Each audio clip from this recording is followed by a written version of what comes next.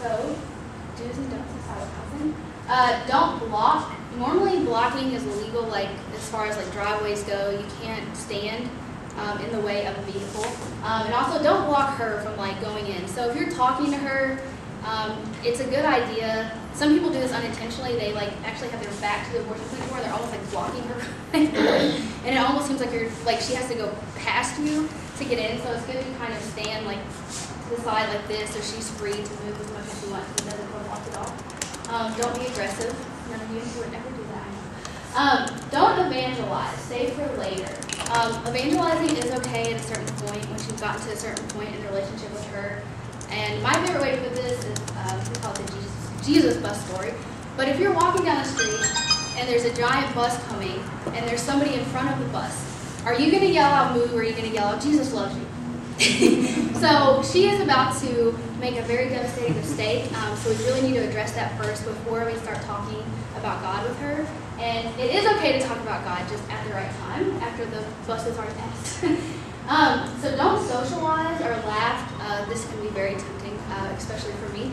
When you're out there with people that you know, if you just talk to a girl, it's so tempting to go up to that person and tell them what just happened, and the next thing you know, you're talking about your kid's basketball game on Friday. So if she sees you laughing and socializing, she might not think that you're taking her situation very seriously and that you're just kind of out there. Don't touch the person or the front door. Most of us, it's not possible to touch the door of the clinic because of fences and everything. But sometimes we're tempted to touch people's arm or say, "No, it's okay," or hug them. You never know what somebody's been through, how they might respond to that. Some people, like, that makes them very uncomfortable. So just as a rule of thumb, it's very good to just never touch them. Don't break the law, so that kind of goes in with knowing the law to make sure you don't break it. So do pray for guidance. That's definitely the most important thing. Be peaceful, helpful, goal-oriented. Kind of think about why you're there, what your goals are for that specific day.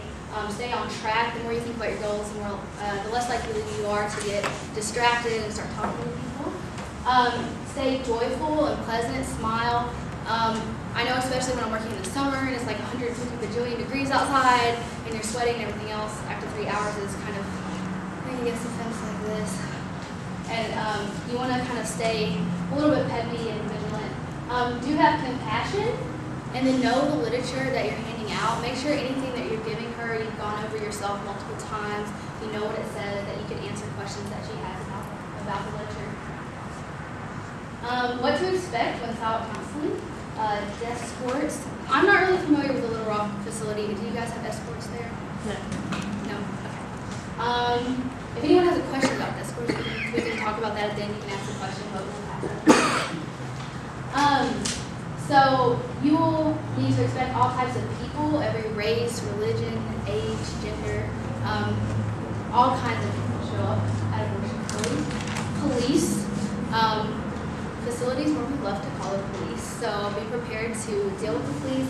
And that's another reason it's really good to know different laws and actually have them like printed out. Like if you, I know for 40 Days for Life in Fayetteville, we have the public right-of-way like on a map and we've printed it out. And every time the police show up, we say, "We got this from the city of Fayetteville. We're allowed to stay here." So it's really good to have some things printed out so you're prepared to speak with the police. People will cuss at you. They will be angry, irrational, mocking. It's really a good idea to always have a camera in case something does happen. It's just important. Expect people in pain. This is actually a video, which we don't really have the audio for it.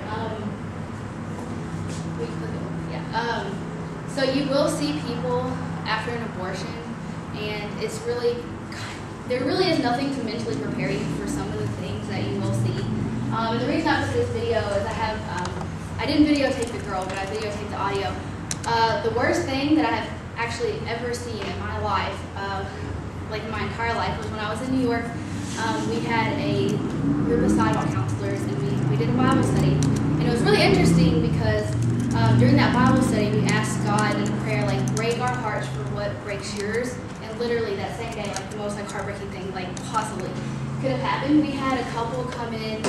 They were on the sidewalk, and one of the sidewalk counselors got her into our sonogram bus. Like we have an ultrasound machine on the bus. And she was 16 weeks, and we saw her son on the ultrasounds. and he was sucking his thumb, like we named him Michael Roman, and then they laughed at it. And they went in the abortion facility anyway, and they were laughing and joking and everything else when they walked in. And 2 hours later, they came out, and she got like 2 steps out of the door and just completely collapsed. She started screaming and wailing like the worst noise I've ever heard. And there's like a story in the Bible about Rachel. She wept because her children were no more. There's possibly no sound worse than that. And she was just yelling out, "Oh my God, I killed my baby. Oh my God." She was just screaming and screaming. And her boyfriend tried to help her off the ground, and she started calling him a bunch of choice names and actually punched him in the face.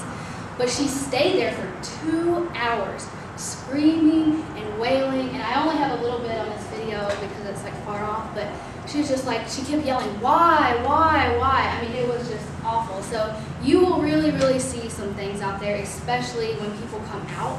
You'll notice that they look very, very different coming out than they do going in. What to expect still? People might be scared of you. Pro-lifers don't always have the best rap in the media. They might also be really, they don't want anybody to know they're there. They're being secretive, and they're like, "Oh, even if I don't know this person, I don't want them to see me." So they might be very scared or intimidated by you. You might see people you know. This has happened to me in Memphis. I've seen people that I've gone to high school with. And that can kind of work for you or against you, but just be prepared to see people that you know. You will see turnaways. You'll see people who leave, whether you've talked to them or not. Women and workers will lie. People will definitely lie to you. It's an embarrassing situation. People do tell stories. Facilities will videotape and photograph you. When I'm in Memphis, there's somebody with a camera that like videotapes us at all times. If I walk this way, he walks that way. So he's just trying to intimidate us and watch us. And like I said, people sometimes only know what the media and the facility has told them.